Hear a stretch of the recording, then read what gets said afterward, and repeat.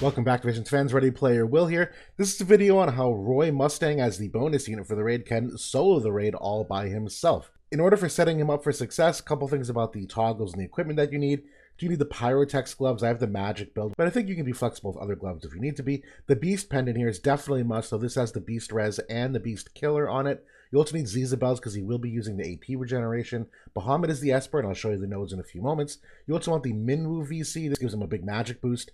And then the sub card here gives him some extra speed and magic stat as well. This is the Zoma Vision card. You should be roughly in this area of stats, just when you're looking at what you should have for overall magic and HP and agility, things of that nature, even the dexterity, where you want to try to get your critical hit rates up. For the sub job, you do want the Black Mage sub job, and the passives will be the Incandescent Soul and Black Mage Lore. The counter ability here doesn't matter because you'll never proc a counter. The boss doesn't allow you to. And if you're looking at what you need on and off, I have the toggles here on the right side. So just make sure you have those turned off. The general flow of what you'll see happen is that he'll cast his Black Mage spells first because they are typically lower on AP, and he'll hit max damage cap with them. And then he'll chain off himself after he's already hit that first initial attack. I'll be showing us the replay in just a few moments here. Now, some additional settings, these are very important. The Truststone runes are exceptionally important here on the left side. The ones that I've highlighted in green, in my opinion, are musts.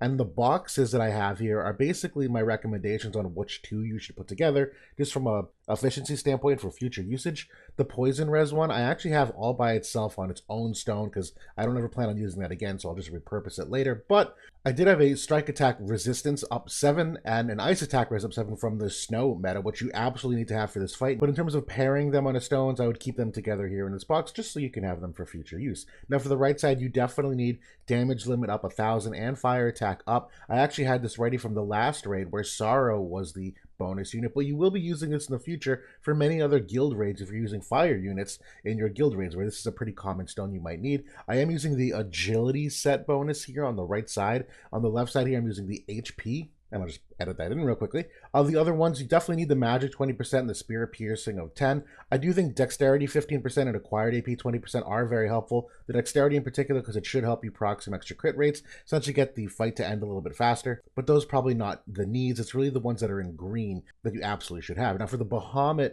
nodes here for your Esper, you do want to level up all the magic percentage nodes, all the magic attack nodes up here on the bottom, and probably going about halfway each on both the Beast Killer nodes and the Strike Res nodes. You could probably be a little bit flexible with this side, though. He does live with enough health that you probably could get away with maxing out your Beast Killer nodes and just ending the fight faster, but I haven't tweaked that much yet. Now, one recommendation is that for those who are using Roy, and for really any character, when you go into your ability settings in the unit itself, like to put your abilities on, I do recommend setting the ability toggle set for each mode, where if you are using Roy Mustang and other things, you don't want to have that Black Mage sub job beyond when you might need something else, but that's just a personal preference, but honorable mention.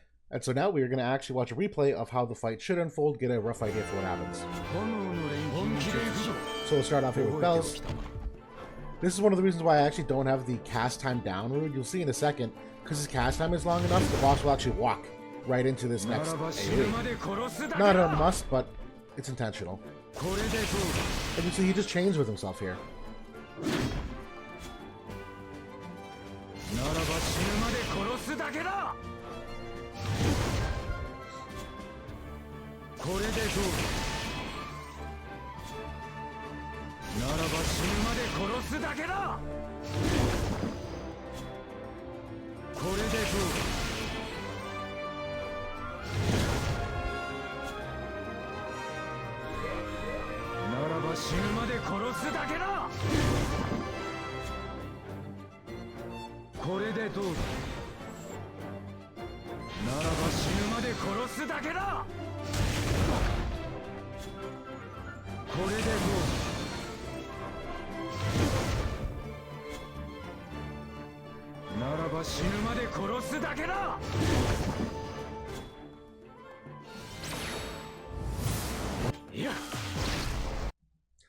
That's the fight. So now you will notice you have 8 turns left. Roy does have enough HP remaining that you probably don't need that HP 10% node, but if you're struggling to clear it, it is a recommendation. Obviously, as I mentioned too, with the Esper nodes on Bahamut, he's not at risk of dying, so you probably could take a little more strike damage if you wanted to get more Beast Killer modifier, but I just haven't gone that far yet. But figure it's day 2. I haven't seen a solo clear video yet, so I wanted to give my recommendations on this overall. But that's it for now. Thanks for watching, and I'll see y'all soon.